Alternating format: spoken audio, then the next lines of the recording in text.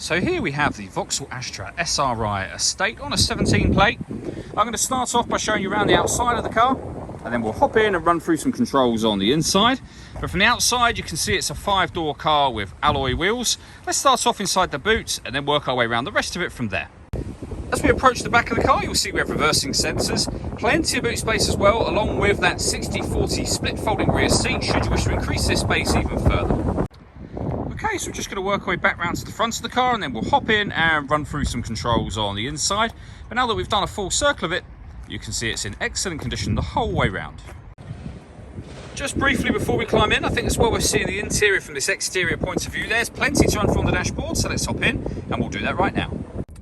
Okay, now that we're inside the car, we're going to start with the dials. On the left-hand side, we have the rev counter. On the right-hand side, the speedometer.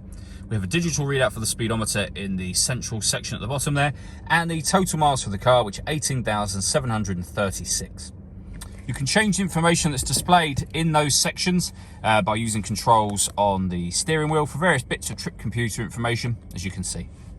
If we back out to the steering wheel, the buttons I was using just a moment ago are here. We've also got stereo controls over there as well. On the left-hand side, we have cruise control with speed limiter. We also have forward collision warning system. So this car will warn you if it thinks that you're going too quickly for the vehicle that's in front of you. And then we've got various phone controls up there as well. The phone itself can only be used after such time as you paired it, and that's done in the central area just here. Hit the phone icon and then follow instructions on screen. When it comes to stereo controls, we have the radio, as you can see. This car has got AM, FM, and DAB radio. If you want to listen to your own music, you can do. Nothing is connected at the moment, but you can connect up various devices. You can, for example, stream your music wirelessly via Bluetooth audio if you wish to, and you can see that being shown on the screen there. And you can plug in a USB device as well. On top of all of that, if we go back to the home screen, this car has got satellite navigation. Really easy colour screen, a very easy system to use, I should say.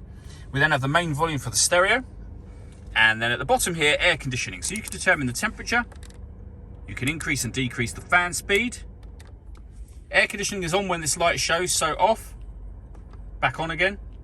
You can determine where you'd like the air to be distributed, and you can recirculate the air that's in the car. That's a great way of heating it up or cooling it down quickly depending on the temperature you set on this dial here. Underneath that, we can put the vehicle in sport mode.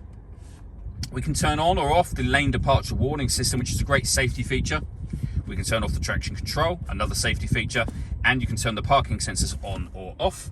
We then have a 6-speed manual gearbox. All that leaves me to say is thank you for taking the time to watch this video. If you'd like to come and see the car and have a test drive, please feel free to give us a call here at Glenbourne's. We'd love to hear from you soon.